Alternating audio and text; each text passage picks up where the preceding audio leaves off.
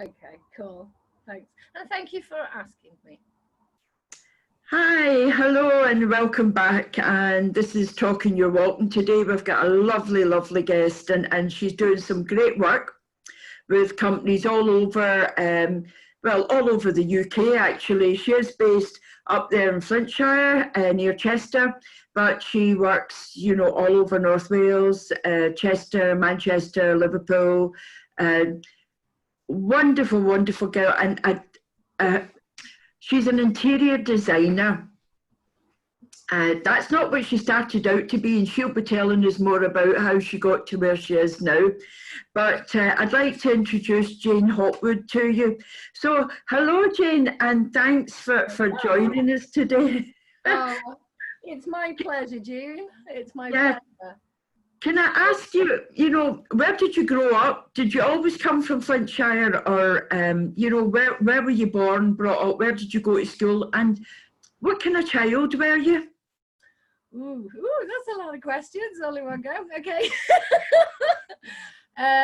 Where I did grow up in Flintshire, although I have to say I travelled about quite a bit. My family were quite nomadic. So, and very young parents. It was a little bit frowned upon, actually. My parents were 17 when they had me, and I'm going back 51 years, so you can only imagine, yeah. So, small village called Llanverus, just outside of Mold, 12 miles from Chester in North Wales. And my dad, the same area, Pontblyddyn. Two young kids met, had me, and we moved around such a lot because my father was working on farms, and being a bit of a young scally, I think, used to lose his job quite a lot. And hence us moving around, but great for me, idyllic. Different farms, living in animals, out in nature, getting dirty. My parents were both busy. Also lived with my grandparents for quite a number of years when I was very small in Llanverus, and they had a shop, post office, garage, forecourt. So that was my first introduction to business. So I had a really lovely upbringing, quite, I think, a little lonely, if I'm to be honest with you. I was quite and to answer your third or fourth question, shy child, not a great deal of confidence, but certainly an explorer. I would take myself off, unbeknownst to my parents, June, or my grandparents, for whole days sometimes, not overnight, but this is when I was very small, and not considered the safest thing to do now, to thumb lifts and travel quite far away just for an adventure. So I think that tells you a little bit about me. I think that's fabulous. I think that's absolutely wonderful. And in those days, it wasn't seemed dangerous to do something like that, and people thumbing a lift, that was quite common. It was. It was. I think, yeah. I don't think, I mean, I've only my father at the moment. I don't believe he's going to be too thrilled to learn about it. He still doesn't know. Here's the interview, he's going to find out. But you're quite right. It was much, much safer. They wouldn't have been happy, but I was very much considered myself free, which was lovely, June. Yeah. Free to do as I wanted, and the adults, my grandparents had a business, as I've just explained, a Victorian shop. It was wonderful to grow up in. Ate too many sweets, mind, but hey hum. But no, I was really left alone to my own devices to do what I wanted, so adventure was the way I went. So at school, when you were at school, what sort of subjects you know, what really sort of encouraged you, you know, to be who you are now? You know, what sort of subjects were your favourites? What did you like? Art and craft, pottery, needlework was introduced into, I think, one or two of my primary schools. I went to quite a few primary schools too because we moved around such a lot. English, I used to write lots of stories, so English was my forte. And language, actually, into secondary school. French, Welsh, German. I've always been interested in people and language and the arts. So hence, obviously, what I'm doing today, you know, it's still very much my top interest. Yeah, and loved school, June. Absolutely adored being at school. Loved all, had lots of friends.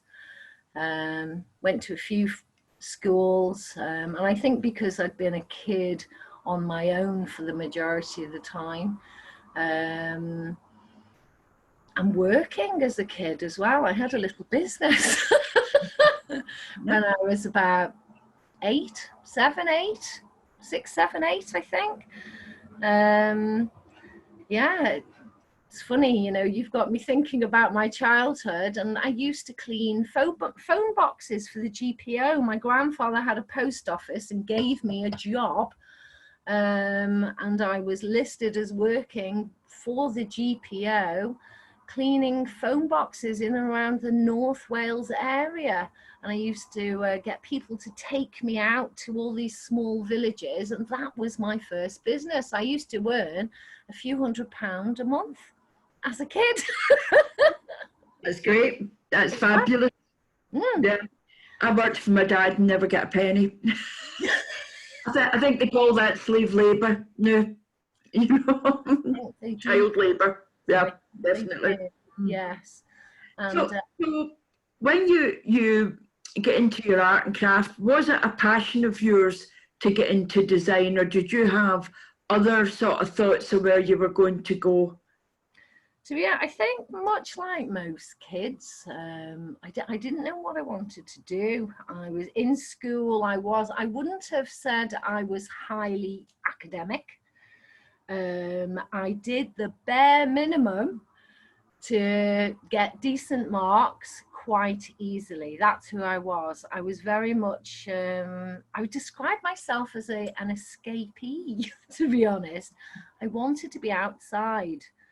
In nature, exploring. So when it came to being a grown-up and having serious contemplation about what I was going to do for the rest of my life, I had no idea, honestly, no idea whatsoever. I remember speaking with family, teachers, friends, counselors, careers advisors, still didn't know.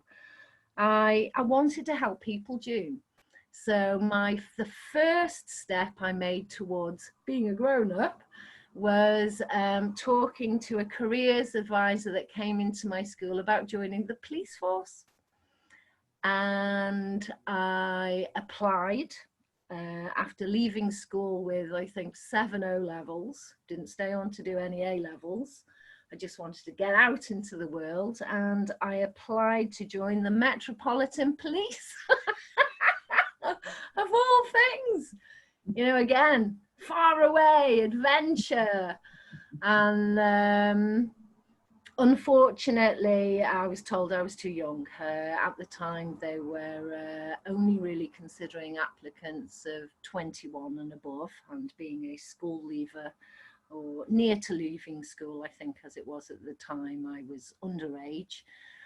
And looked at doing something with my hands. And I had a relative who had studied boardworking in her own childhood or younger life, certainly.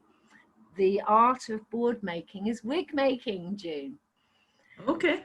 And I had an idea. I was going to be a theatrical wig maker to keep me working within the arts.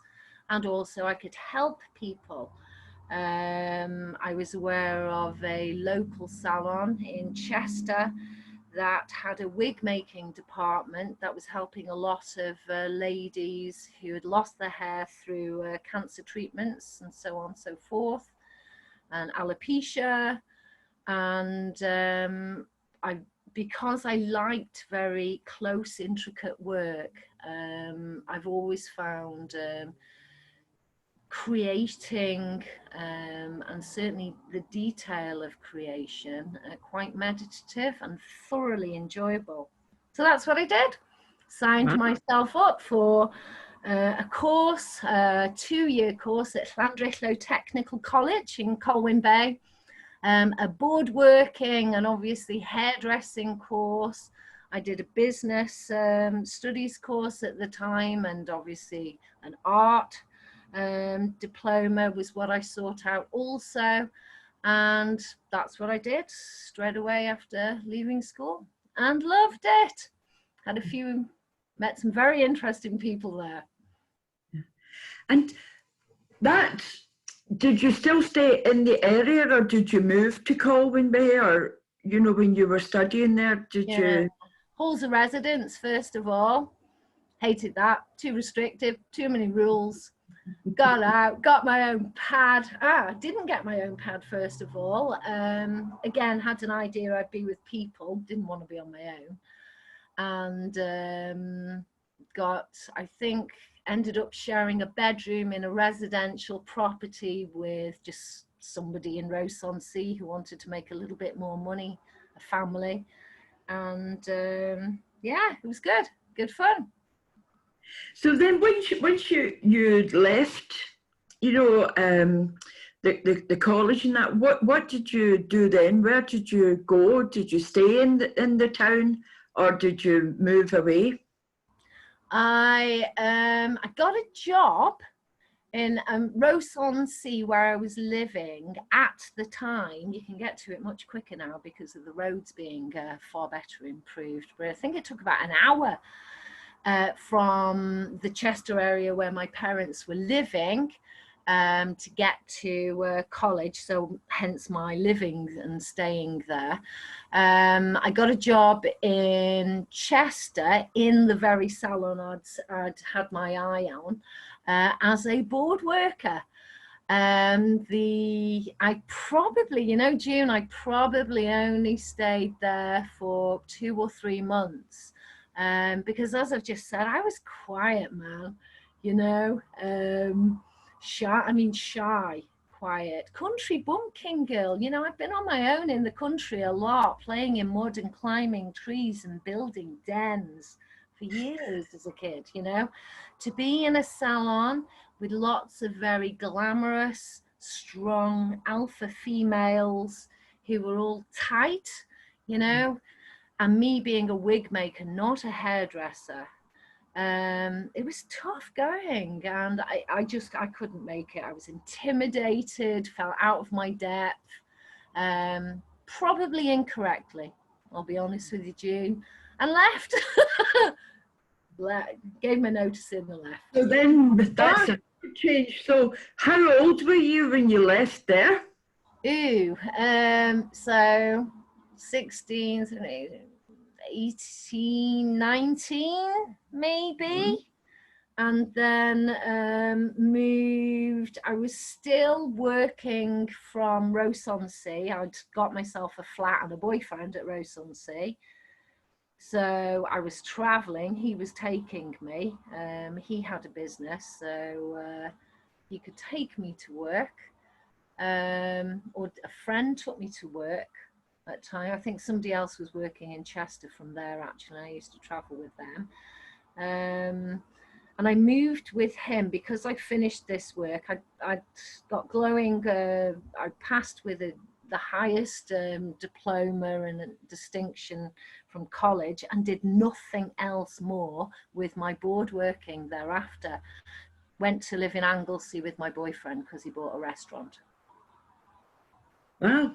So how did you get interior design. I mean, so far you've had so many changes, haven't you? Oh yeah, Young I'm a woman, right chameleon. you know, from all the different schools, which would have involved change of friends, change of environment, change of house, etc., and then, you know, again, and you're not even 20 yet, and you're moving to Anglesey. You know, how did you cope with all those changes, especially when you were shy and introverted? How did you cope? Do you know what? I had my mum died when I was 29, and I didn't really realize it at the time, as we do, you know, with anybody, with some people in our lives. You know, I've since, especially when we're young, you know, I've since learned far better to value the people around me. But my mum was really one of a kind. She was the most positive person, and she wasn't terrible. I would say, yeah, my mother was confident, a confident lady. I was not. She wasn't shy, I was. But she taught me to be a go-getter, June, and to adapt. And she did a really good job. I mean, she'd tell me there's no word as can't, you know. And if that's what you're telling yourself, make sure you do it, because you'll miss out, and you can do anything you want to do. And so because of the movement, and yeah, I was still shy, painfully so at the time.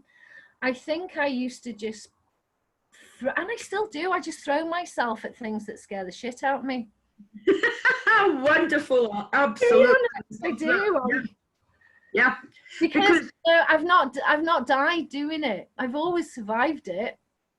So it's obviously okay. Yeah, I think that's a fabulous motto. You know, just do it. You know, I just, yeah, absolutely. So in Anglesey, you've got your restaurant. You know, how did you get into interior design? Did you help with the design of the restaurant? Is that what? No, it wasn't. God, it wasn't for a while, you know.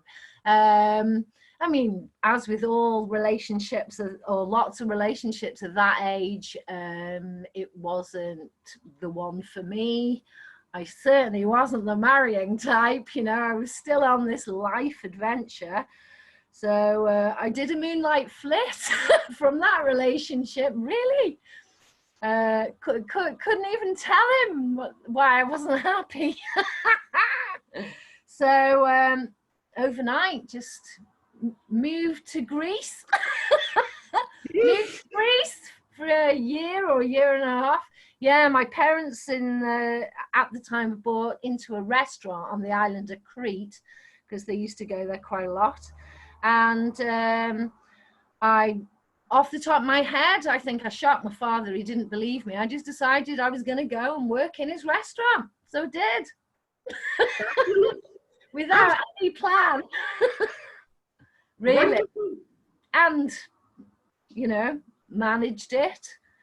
So still nothing to do with interior design. Worked in his restaurant, met someone else over there, worked in their family restaurant, and learnt a lot about the culture.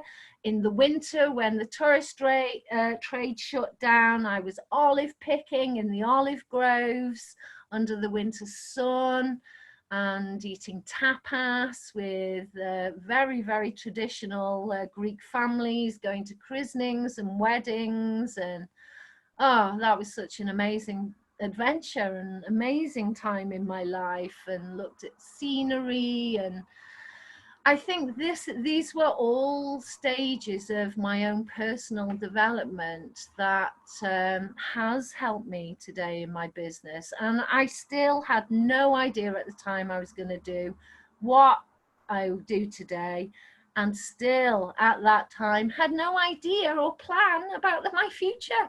Nothing. I was very much living on the moment. But June, that's a great place to be, isn't it? And I was looking. Yeah, absolutely. Absolutely, because you've only got the moment, haven't you, really? So how long were you in Greece for? about a year and a half, or just under a year and a half, and then the first Gulf War happened, and there was missiles planned to go off from Turkey, which is just over the water from Greece, of course. At the time, I don't know what the culture is at the moment, but at the time, all Greek men of a certain age and capability had to re-sign up for the army, because they're all trained. It's mandatory that all Greek people are trained to fight for their governments. So that was an eye-opener, because at the time I'd no idea about politics or government, but this is the period I became interested, because yeah, the person I lived with at the time was going off potentially to fight, which was quite frightening. And the Home Office was quite vocal in the fact that anybody who was not who was foreign to the island was best to go home. So that's what I chose to do. So with nothing in my pocket, really, just came back to the UK after having a wonderful time over there. Again, not knowing what I wanted to do. And got a corporate job, because my mum worked for a big corporate giant in Liverpool. So she got me into sales and marketing. Wonderful, wonderful. So how long were you, did you move to Liverpool then? I moved back to North Wales, my father's house, and then moved out quite quickly, wanting my own independence, and had a job initially as a marketing and sales individual, and got promoted quite quickly. So didn't go, the head office was in Liverpool, but we could work from home and travel to different areas, and I got promoted. I was very fortunate. The person my mother worked for, my mum was a manager at the time, and the national sales manager obviously saw something in me, and he became he was a great man. He became my mentor, Brian Shaw. He's since departed from this life, and he was a great teacher, and I got a great deal of support and academic opportunities, courses. He flung everything at me, and I travelled all over the country, working for different parts of the organisation. Learned loads, did well. It was amazing. Great life learning, and I did that for 12 years, working for this corporation, still not designing. Still on the side, I was doing up houses and flats for myself and friends, because my parents liked doing the same. My dad was into all sorts with houses, so I did it on the side, Jayne, and had no idea that one day I would be refurbishing houses and doing interior design myself. No idea. I'd done an interior design course in college, but didn't know how or when I was going to use that. And then my mum died. We had 6 months notice, cancer, and at the age of 29, found myself in a different life, experiencing grief and trauma of my own and of my father and my sister, and again allowed that to be the provocation to enter into a new life, and I did so with a gusto. I sold my properties. I was living in Newcastle upon Tyne at the time. Didn't even go through an estate agent, decided to do it myself. save the money, advertise it myself, market it myself. And in those days, we didn't have computers or mobile phone, which was like a house brick because I worked for a corporation. You know, that's the only reason I had a phone, but it wasn't a computer. It was only for speaking. And I don't even know if we could text on it. I can't remember. God, I sound like I'm a dinosaur. Isn't it funny? Does that ever get you, gorgeous? Where you just think, oh my God, all this tech, it's no wonder sometimes I have some problems. It's quite new. But anyway, I'm going off on a tangent, which I'm great at. So yeah, I finished work. I handed my notice in. I couldn't do it, June, to be honest. I'd lost my concentration because it was all consuming, the job I was doing. I had a lot of people working for me. I had big areas, phone calls all evening when I wasn't traveling around all day. It was quite a lonely job as well. And I decided to completely have a new life, to seize this life, because the person I loved and admired had just died, you know, and it still gets me. Yeah, of course it would. So I wonder what she would think of you being a designer now. Oh, she'd absolutely bloody love it, June. She'd be working with me. No, yeah. Saying that, no, she wouldn't. She'd be off with my sister living in Spain, living in the dream. My sister lives in a fantastic villa in this middle of this beautiful place in Spain. And that's where my mum would be. Yeah, she'd sod me off. She'd go for the best, the sun. Yeah, well, we've got it here today, that's for sure. So, yeah. So then you've given up this corporate lifestyle, which is, you know, that's you giving up a bit of security as well, isn't it? Because when you're in a job like that, you know, it's so easy to stay in something like that because it is secure. It's giving you a salary, it's giving you whatever else. So then, what did you do when you've left? Well, firstly, I've been taught that my security lies here within me. I've never really sought. I mean, yeah, I think now I've got older, I seek security externally, but I never did, you know, not for years and years. I would say even it's quite a recent thing that I've sought for security externally to my own self. So I had no problem leaving it all. You know, I had money in the bank as well. You know, I was okay, and I was very aware of my own capabilities and felt strong.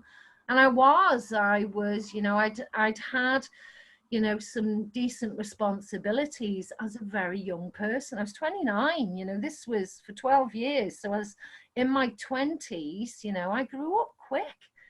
And I was allowed to express myself, and you know, my own personal development, far from my early beginnings of, you know, being alone with very young parents and no one else really to teach me because they were all busy. So I had to self-develop a lot, and which I did. So I just thought, right, okay, what am I good at? What can I do? It's as simple as this, you know, June. Yeah. And because I'd already been a house refurbisher for myself, as I've moved around the country during my corporate life, I'd owned properties by this point as well.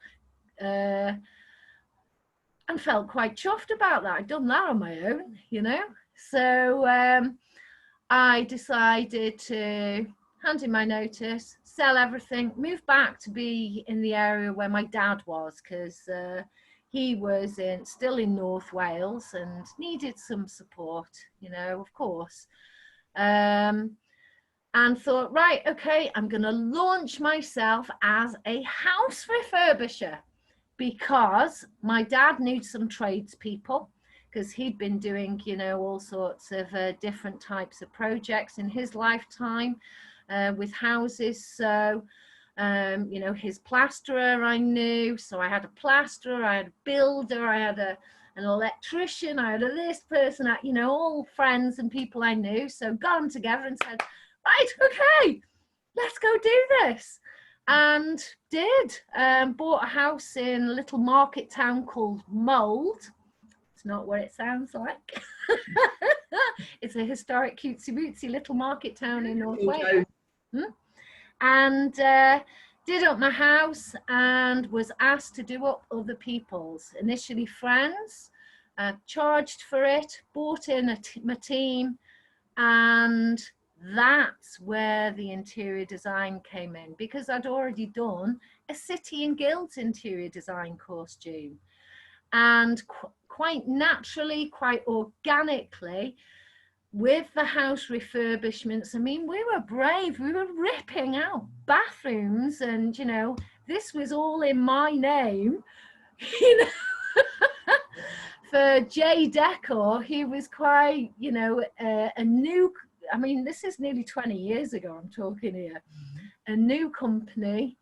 You know, I was really brand new to it, you know. I'm surprised at my own balls. But I was working with professionals, Jane, you know.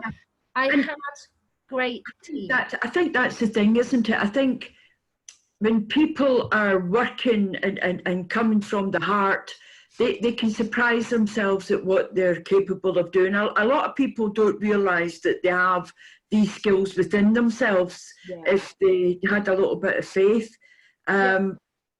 So you started, you know, your business, and that's nearly 20 years you've been going now.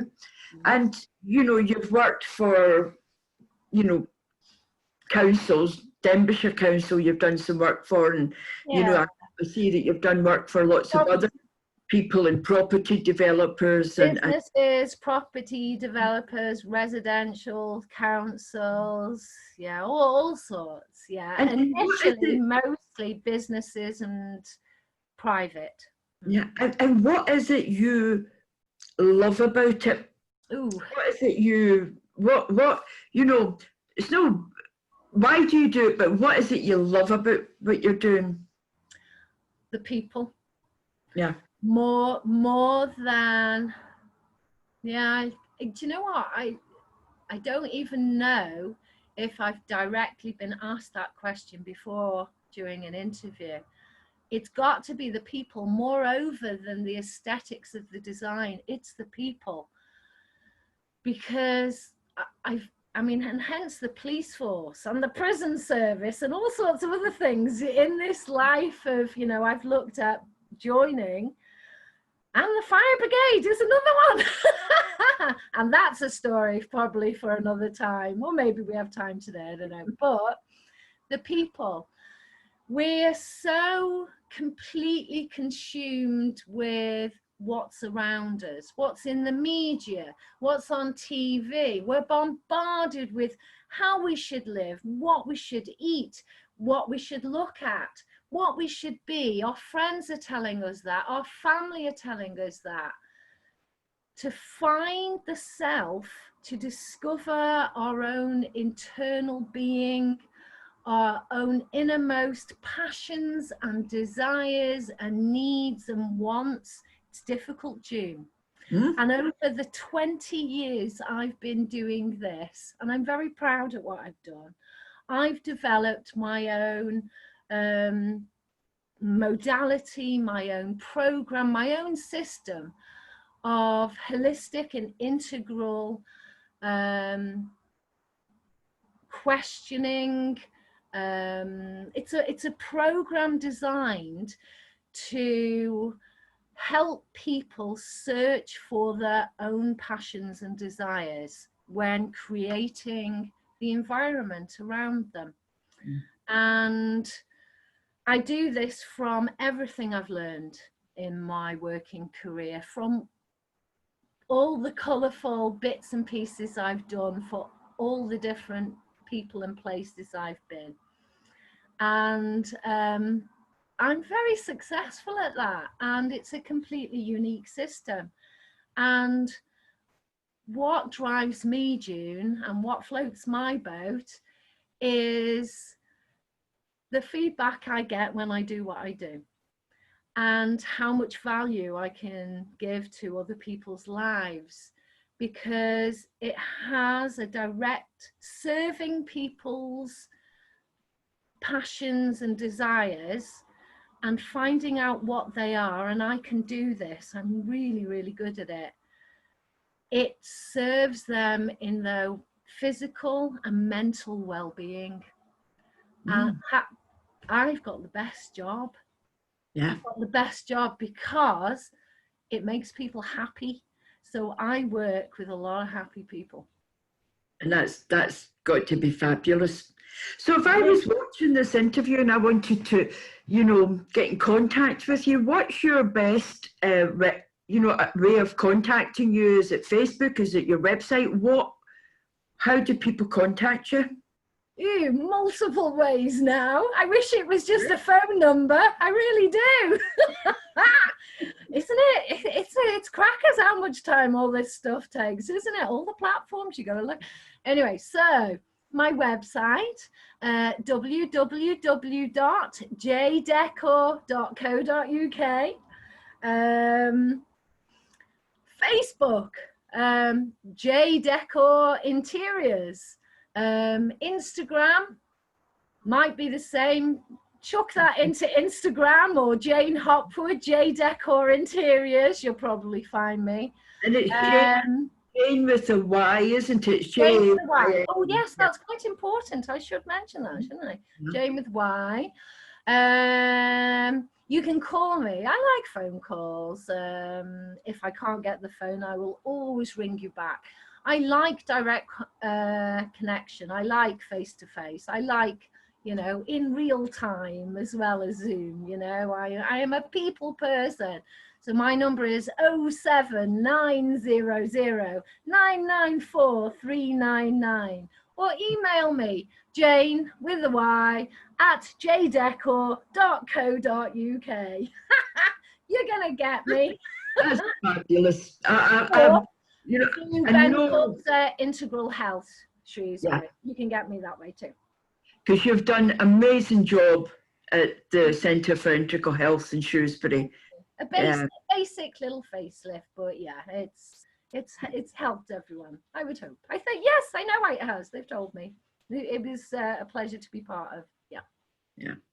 Well, thank you so much for joining me. Pleasure, June. And yeah, I hope to see you soon. Hopefully we're not washing dishes and making tea again. Oh, I'm sure we will be. I'll tell you all about that when I see you. That's another story. Oh yes, please. Okay. Take care. Love you, June. Thank you very much for including me. Always a pleasure. Much